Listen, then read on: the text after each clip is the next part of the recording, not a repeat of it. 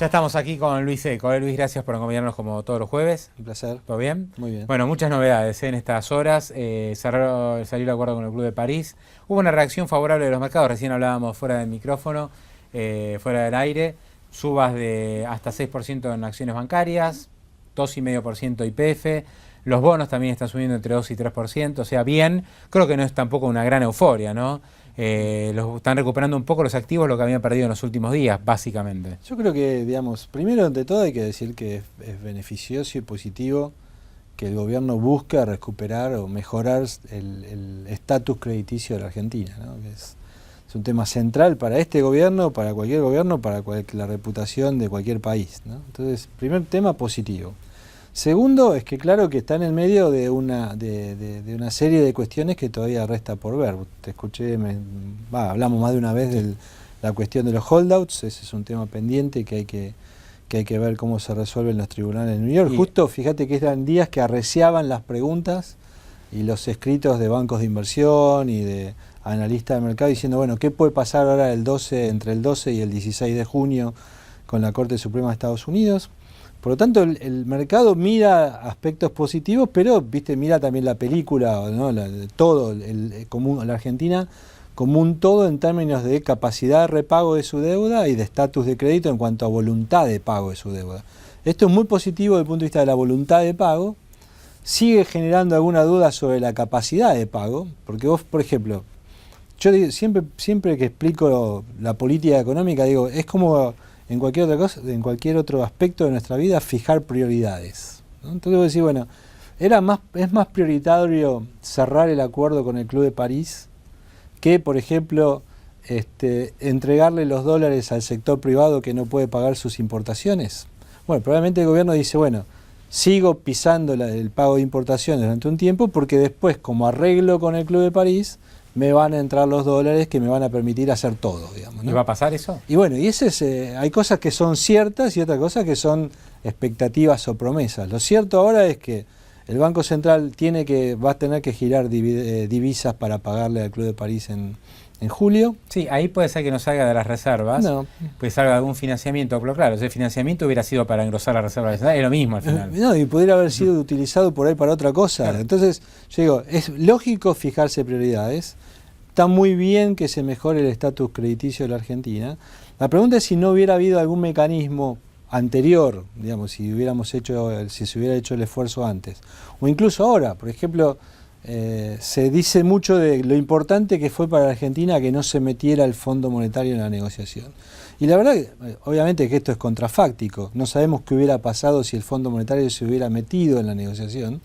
Pero yo me imagino que con un programa de por medio con el fondo, probablemente estos pagos no hubieran sido necesarios, ¿no? Porque con alguien monitoreando el esfuerzo que hace un país para pagar un préstamo alargado en el tiempo, probablemente el Club de París hubiera dicho, no, si tengo el acuerdo con el fondo, no me mandes 600 millones ahora y 500 millones en mayo del año que viene. Vos lo que decís es que si hubiera estado el fondo de alguna manera involucrado, Argentina podría haber conseguido mejores plazos y condiciones de financiamiento. Yo me lo pregunto, acordate que la economía no tenemos laboratorio, ¿no? Entonces no te puedo decir que hubiera sido así, pero imagino que me parece una cosa medio superficial decir, esto salió bárbaro porque logramos que el fondo no se metiera. Y no sé, digamos, probablemente la suposición que tenemos mucho es que tal vez con el marco de un acuerdo con el fondo todo sería distinto, ¿no? Incluso el arreglo con el Club de París. Entonces, a mí esto me viene muy a cuenta de todo este esfuerzo, y lo venimos hablando de que te acompaño estos días contigo acá, estamos contigo acá. Me parece que siempre me retrotrae, no sé por qué, pero por ahí porque lo viví muy de cerca, lo sufrimos todo, al blindaje, ¿no? El esfuerzo, sobre todo el año 2000, porque Caballo en el 2001 vino con los canjes de deuda y demás, pero los esfuerzos del año 2000 por resolver cuál problema que tenía Argentina en ese momento, la falta de dólares, ¿no? Entonces había todo como una gran cantidad de economistas que decían, acá hay un problema de que el dólar está muy barato, entonces Argentina no genera dólares, hay que conseguir dólares y mostrar que están los dólares suficientes. Se consiguieron los dólares. Se consiguieron los dólares en septiembre, digamos, último trimestre del 2000. Se consiguieron un montón de dólares, mucho más de lo que hoy surge estas hipótesis de que Goldman Sachs va a dar un repo de... Y el blindaje fueron prácticamente 15.000 millones de dólares. Sí, digamos, y se efectivizaron muy rápido un tramo de 8.000. Si vos mirás cuánto duró eso, duró 2 trimestres. El último trimestre del último trimestre del 2000 y el primero del 2001. A tal punto fue así que te acordarás que en marzo del 2001 se tuvo que ir Machinea, vino López Murphy, trató de hacer un ajuste, después López Murphy se fue y le dejó su lugar a Cavallo. O sea, a De la Rúa le costó 2 ministros de Economía no haber usado bien ese blindaje. Cuando digo no haber usado bien ese blindaje, entre comillas, ¿no? Para tratar de comprar tiempo y resolver el problema que generaba, ¿no? Esa necesidad de dólares, que era el déficit. Bueno, hoy Argentina, digamos, si uno ve lo que pasó en los últimos 90 días, digamos, se avanzó en muchos aspectos pendientes, pero nos costó 10.000 millones de dólares, ¿no? Claro. O sea, compensar a YPF más reconocer la deuda con el Club de París fueron 6.000 millones prácticamente para darle a Repsol. ¿Está bien? Que se hizo con bonos, o sea, nos prestaron para poder pagar. Repsol. Y después hay que haber que pagar esos bonos. Y después, el Club de París, que teníamos una deuda de 6.000 millones, se transformó en 9.700. O sea, se agregaron 3.700 millones de dólares más, son casi 10.000 millones de dólares, que nos costó acordar con Repsol después de la expropiación y haber demorado tanto el acuerdo con el Club de París. Claro, entonces, digamos, acá estamos usando dólares, o sea, estamos comprometiendo deuda, o sea, usar dólares ahora o más adelante, con la hipótesis de trabajo de que eso nos va a permitir conseguir financiamiento más rápido, más barato. Con una suerte de nuevo de recrear esa expectativa de que el ingreso de dólares financieros, en este caso por vía de endeudamiento, te facilita la vida en el corto plazo cuando los dólares escasean, ¿no? Ahora, no se está haciendo nada en el otro frente, ¿no? O sea, el tema fiscal, como mencionaste en la introducción, conocimos los datos fiscales de marzo, se cerró el primer trimestre fiscalmente hablando, los conocimos ayer, y la verdad que podemos discutir mucho cuánto aumentó el déficit, que aumentó y mucho, ¿sí? Pero hay un dato que para mí es central, es a qué ritmo viene aumentando el gasto. Y cuando vos mirás el primer trimestre, ya no es una cuestión de un mes, 2 meses, son los 3 primeros meses del año, te da que el gasto total aumenta al 42% interanual. O sea, el primer trimestre contra el primer Tremendo. trimestre. Tremendo. Y el gasto, por ejemplo, algunos componentes de ese gasto, por ejemplo, lo que se llama transferencias corrientes, que son donde se computan básicamente los subsidios, están al 52%. O sea, vos imaginate que hay en la economía argentina una variable económica trascendente, nominal, que es el gasto público, que crece arriba del 40%, Pablo. Entonces, uno dice, mira, mientras yo mire estas cosas, un blindaje, todo esto que puedas hacer para conseguir dólares o ahorrarlos, y ahora después quiero hacer una mención del discurso de Fábregas de ayer, que fue otra noticia importante, sí, digamos. Cualquier cosa que hagas para trabajar en la restricción externa, en esta idea de preservar dólares o conseguir dólares, la verdad que dura poco en términos de sustentabilidad de la política cambiaria y monetaria, porque tenés este agujero fiscal que hay que financiar. Lo que pasa que uno no se puede abstraer, obvio, ¿no?, de esta idea del gobierno de buscar financiamiento, que nos dicen que financiamiento o que van a buscar créditos al exterior para cuestiones productivas, cuando al mismo tiempo tenés un agujero de 150.000 millones de pesos. Exacto. Entonces lo que vos inferís es, ahora que tenés este agujero inmanejable, porque no podés financiar todo esto con la emisión del Banco Central, bueno, entonces voy a buscar plata al exterior. O sea, volvemos a la lógica de toda la vida de la Argentina, incluyendo la lógica de los 90 que tanto se critica, ¿no? Cuando Cavallo tenía que salir a financiarse para tapar los agujeros fiscales. Y un desequilibrio, vos tenés un problema que es un desequilibrio fiscal corriente, que es el déficit fiscal este que yo te comentaba el primer trimestre, que uno lo mide año a año, un flujo, y después tenés algunos temas pendientes, ¿no? O sea, tenés el tema pendiente del Club de París, eso era un stock, digamos, de ahí que había que resolver, que se suma a la necesidad de generar recursos fiscales. Tenías el tema de la expropiación de YPF, que bueno, uno podía decir no la quiero pagar, pero la tuviste que terminar pagando y había que tener recursos para hacerlo. Los pateás para adelante con deuda, pero son en definitiva hacia tu estatus crediticio, ¿sí? Bueno, ¿no? Es decir, está bien, hoy no tenés necesidad de pagarlo hoy, pero lo vas a tener que pagar dentro de poco. Y tenés algunos otros temas pendientes que todavía ni siquiera nadie discute en Argentina, ¿no? Porque cada vez que se dice de los fallos de la Corte Suprema, por ejemplo, en materia previsional, si uno computara eso como, si uno mes a mes hicieras suponete que reservaras dinero, por decir, sabés que lo tenés que pagar adelante, eso también generaría, digamos, demandas fiscales enormes. Entonces, cuando el gobierno dice, bueno, me voy a endeudar porque la canilla del financiamiento, la ventanilla de financiamiento del Banco Central está agotada, ¿sí? Uno dice, bueno, pero está bien, agotaste una, no quisiste usar la de la deuda porque la prioridad o el objetivo del gobierno era desendeudarse, cosa que sabemos que no fue tan así. Pero digamos, supongamos que compramos esa parte del relato, el gobierno decía no a la deuda, sí a la emisión de pesos. Ahora dice no a la emisión de pesos, no porque el gobierno de repente se haya vuelto virtuoso, es porque ya no da más esa cadena, esa ventanilla, y ahora dice, bueno, voy a la ventanilla de la deuda. Pero ¿qué está haciendo arriba de la línea? ¿Qué está haciendo? Los economistas llamados arriba de la línea es gasto menos ingreso, lo que no podés financiar, si gastás más que lo que te ingresa, lo tenés que financiar abajo, sacás la cuentita, digamos, ¿no? Lo tenés que buscar a otra parte. Entonces, ¿qué hace el banco? ¿Qué hace el Tesoro? Le pide al ANSES, le pide al Banco Central, y ahora está viendo si arregla un poquito, se maquilla y viste la novia, para, digamos, decir, bueno, voy a conseguir plata afuera, digamos, ¿no? ¿Y cómo está el financiamiento? Porque, por ejemplo, la provincia de Buenos Aires quería salir a financiarse ahora a fin de mayo, pero la verdad que los bonos venían flojos, entonces hubo que esperar. Ahora va a volverse a abrir la ventanilla esa y, digamos, a permitir que emisores provinciales o alguna empresa consigan financiamiento externo. Hay una expectativa de que se pueda conseguir. De hecho, hay mucho apetito, ¿no?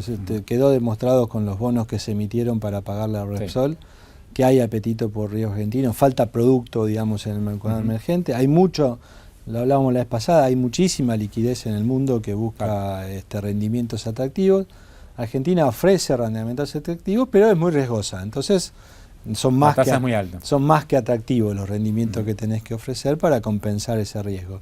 Es probable que la disponibilidad de fondos esté, pero sigue estando a tasas altas y hay que ver cuál es la decisión de este gobierno de hacerlo. La sensación que tiene mucho, yo escuchaba a algunos políticos que decían, bueno, claro, es deuda que no paga este gobierno, entonces mucho no le importa, digamos, cuál es la tasa y demás, pero la verdad que eso es un argumento medio de patas cortas. Porque esto pasa siempre, ¿no? Una deuda colocada a 15 años, o sea, por cualquier país la paga.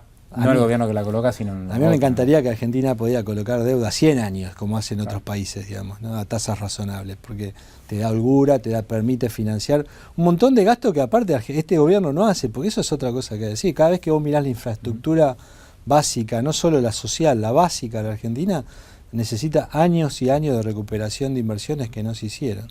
Pero tuvimos también la noticia de Fábregas, ¿no? Fábregas habló ayer en el Hotel Alvear, invitado por el CICIP, estuve justamente en estuviste, bueno, por ahí me podés corregir. Y ahí habló de distintas cosas, habló de mantener reservas por 28.000 millones de dólares, habló de la soja, dijo que todavía faltan ingresos por 20.000 millones, dijo que la inflación está en baja, que la inflación, en la medida que se mantenga esta tendencia descendente, van a bajar las tasas de interés. Adelantó que ya en mayo la inflación es más baja que la de abril. O sea que él ya tiene el datito, ¿no?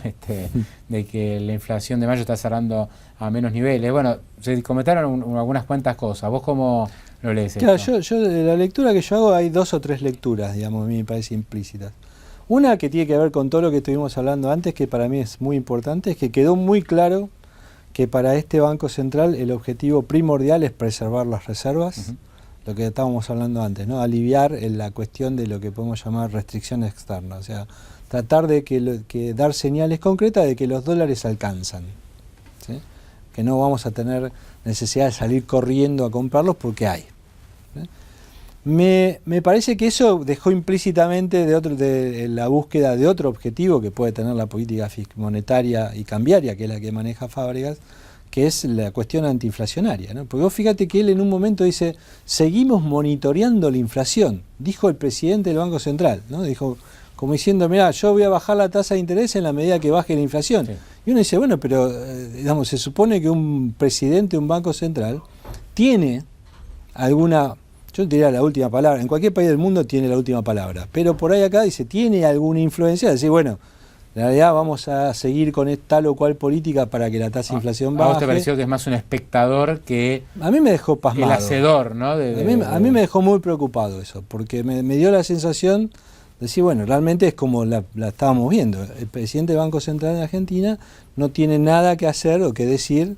Está bien, pero la Reserva Federal Norteamericana también habla de la inflación y dice tenemos que evaluar cómo sigue la inflación. Sí, bueno, pero él dijo vamos a monitorear, ¿no? Para ver si yo bajo la tasa de interés, cuando en realidad él es como que toma todo endógeno, ¿entendés? Dice, bueno, las cosas pasan por fuera mía, exógeno, perdón, pasa por fuera mía y yo tengo que actuar en consecuencia. Bueno, yo lo que veo es que el central, digamos, si uno mira estrictamente la política monetaria, claramente la inflación tiene que tener una tendencia descendente, porque ya lo hablamos varias veces, Sí, ¿no? La cantidad de dinero que circula en la economía ha descendido de manera drástica. El esfuerzo que se hizo en estos 5 primeros meses del año es descomunal. Ahora, la inflación sigue alta. Claro, ¿no? pero, ¿sabes? Pero y ¿por hay qué? un tema de expectativa, Exacto. hay un tema de déficit, Exacto. ¿no? Entonces la gente no cree. La gente no cree que que esa contracción monetaria sea permanente. Claro, que como, esta conducta se vaya a mantener en el como tiempo. todo el mundo la juzga transitoria, se actúa en consecuencia y entonces las expectativas de inflación no caen. Pero a mí me dejó un poco preocupado eso, que lo relaciono con esto que tú mencionaste de los 28.000 millones de dólares de reservas. ¿Por qué? Porque la verdad es que no hay muchas proyecciones privadas que estén dando esos números. En general, yo te diría, conozco de muchos de mis colegas y de bancos y demás, viste que están todos 24.000 a fin de año. Es un poco más positivo Fábrica en relación a las reservas que el mercado. Que el mercado, sí. Entonces, una alternativa que yo digo... Bueno, pero él lo dijo pública. Esto es un dato que no es menor, ¿no? Públicamente, porque es una suerte de compromiso, ¿no? Que está asumiendo Fábrica, que el fin de año va a entregar el central con 28.000 millones. Sí, ahora el punto ahí, Pablo, para mí es que, digamos, yo, como vos sabés, yo tengo que a veces transmitir que o sea, cada vez que un banco central revela información, cada vez que habla, está tratando de alguna manera, explícita o implícitamente, sesgar nuestro comportamiento. Es decir, bueno, yo te estoy diciendo esto para que vos lo tengas en cuenta y deduzcas qué es lo que yo voy a hacer para conseguir que a fin de año las reservas estén en 28.000 millones de dólares. Uno hace todos los cálculos, se pone muy optimista en términos de cuántos dólares puede vender el sector agropecuario. Él mencionó esto, que todavía quedan por vender 20.000 millones de dólares y demás. Pero te pones de todo lado optimista y te cuesta mucho llegar a 28.000 millones de dólares a fin de año, siempre y cuando el Banco Central se ponga al día con los pagos que vino, digamos, postergando al sector privado. O sea, la manera para llegar a 28.000 es seguir pisando fuerte las importaciones. Bueno, esa es una posible, esa es la lectura alternativa, si querés. O sea, yo digo, cuidado, que es tan fuerte el objetivo de preservar dólares de parte de la presidencia del Banco Central, que me parece que no es que se siente mal, digamos, al usar estos instrumentos poco ortodoxos, digamos, en este caso específicamente de control de pagos de importaciones, ¿no? O sea, que afecta toda la cadena de pago del sector industrial. Acá hay que evaluar si Argentina va a recibir financiamiento externo, si van a entrar los dólares de una colocación de la provincia de Buenos Aires, de YPF, de la ciudad, todo eso colabora. Sí, claro. ¿No? En una época era mucha plata los ingresos financieros y eso ayudaba a que el Banco Central no cayera tanto en su nivel de reservas. Ahora no. Ahora todos los pagos, hay muchos pagos y no hay ningún ingreso. Exactamente, y digamos, si cada vez que si los dólares lo ingresa la provincia de Buenos Aires o un tercero para hacer inversiones en el país y demás, acordate que esos son dólares que se monetizan. Claro, el balance del banco, comprarlo con pesos, ¿no? El balance del Banco Central no sufre porque por cada dólar que entra se emiten 8 pesos, con lo cual... Pero estás emitiendo más pesos. Pero estás emitiendo más pesos, entonces el central en esta búsqueda de mantener cierto grado de estabilidad monetaria, digamos, a través, por ejemplo, esto de decir, bueno, ¿qué hago con las tasas de interés? También le agrega un grado de dificultad adicional, digamos, a la política monetaria, ¿no? Entonces, la verdad es que eso se llama en economía el problema de la transferencia. ¿Cómo hace un tesoro que quiere los dólares o un banco central que quiere los dólares que son de otro? Bueno, tiene que comprar. ¿Hay superávit fiscal para comprarlo o no? Bueno, ahí viene todo el problema, digamos, ¿no? Entonces, la verdad es que yo creo que ayer tuvimos una gran cantidad de piezas del rompecabezas que hacen al futuro de la política económica de Argentina. Yo sigo, como te dije antes, creo que es muy positivo mejorar el estatus. Vos sabés muy bien que cuando salió el tema del pago a Repsol, hubo gente que estaba en contra porque se le pagaba. Y yo digo, no, está bien pagarle. El problema es que fue mal expropiarlo, digamos. Sí. Lo que estuvo mal fue antes, ahora hay que pagar. Con el Club de París, con los holdouts y demás, está perfecto que se le pague. El problema, claro, el problema viene de antes, ¿no? Entonces ahora me parece que, viste, tampoco criticar por criticar no tiene sentido. Ahora, seamos también prudentes, ¿no? El desequilibrio fundamental de Argentina que hace que cualquier dólar, digamos, que cualquier cantidad de dólares que tenga el Banco Central puedan parecer pocos, como venimos diciendo hace tiempo, es que sobran pesos. Y el problema de que los pesos sobran es por una cuestión fiscal. Ahora yo veo, por ejemplo, ayer, ¿no? El Central compró 180 millones de dólares y la reserva subieron 25. O sea, ahí tenés un problema, ¿no? Porque evidentemente dólares para comprar tenés, pero después tenés que usarlos para, es una puerta giratoria, donde te ingresan los dólares y salen automáticamente. Vos fijate, el propio Fábrega lo está reconociendo ayer, me dice, van a entrar 20.000 millones de dólares del campo, pero a Central no le va a quedar un solo centavo. Bueno, no dijo en qué periodo, ¿no? Él dijo, quedan 20.000 millones de dólares. Es que no sabe. Claro, porque... Él tiene que apostar a que sea de acá a fin de año. Bueno, ¿no? el problema es que ahí vienen todas estas cuestiones que están también en paralelo a esta recuperación que tuvimos gracias al acuerdo con el Club de París, que es qué política cambiaria va a tener el Banco Central, porque digamos, de hecho, vos fíjate que una cosa importante, que a mí me parece que se la tomó más que nada como un atentado contra el relato previo, pero que para mí también dio una señal de política económica muy importante, que es la anécdota de por qué se devaluó, o cómo se llevó a la devaluación, y él dijo, había demandas para que no se atrasara más el tipo de cambio, ¿no? Porque estaba, ¿no? Entonces ahora sí. La señal que te está dando un presidente del Banco Central que dice eso es que él cree que no es bueno que se atrase. Entonces, todos los actores que lo miramos, ¿qué decimos? Bueno, nos va a contar ahora cómo piensa hacer para que no se atrase. O sea, cómo va a ir a... Entonces estamos todos esperando que haya devaluaciones. Fíjate, incluso los reportes de los economistas más optimistas piensan que el oficial está 9 y pico a fin de año. Sí. ¿Sí?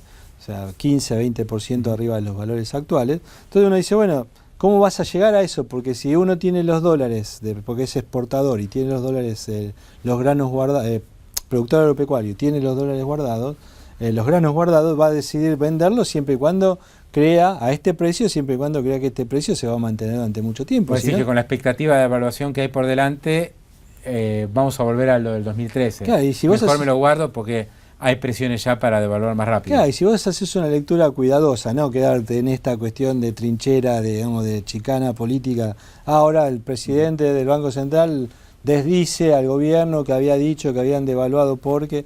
La verdad es que si vos sacate todo eso de encima, ¿y qué dijo? Dijo que no es bueno que el tipo de cambio se atrase. Entonces uno tiene que decir, bueno, si no es bueno que se atrase, por más que la inflación converja, vas a tener que ir devaluando. Sí, ayer en la presentación de Fábrega yo destaco dos aspectos, más allá de todo lo periodístico, que es que hubo reconocimiento de que hay medidas que se toman porque el gobierno las tiene que tomar porque la situación no da para más. Él habló de la devaluación por la pérdida de competitividad, exacto. No habló de que hubo ningún fondo buitre, ni ningún empresario jugando contra la Argentina. Dijo, acá teníamos que recuperar la competitividad y según él se ha logrado eso. Pero se hizo cargo y también se hizo cargo de la suba de la tasa de interés. No dijo que acá hay banqueros inescrupulosos o de sectores que quieren hundir a la producción y suben la tasa. Y con nosotros tuvimos que subir la tasa de interés para darle un premio suficiente al tipo que invierte en pesos, ¿no? Que era básico. O sea, tenemos una tasa de interés no solo que le perdía fuerte contra la inflación, sino que perdía contra la evolución del dólar.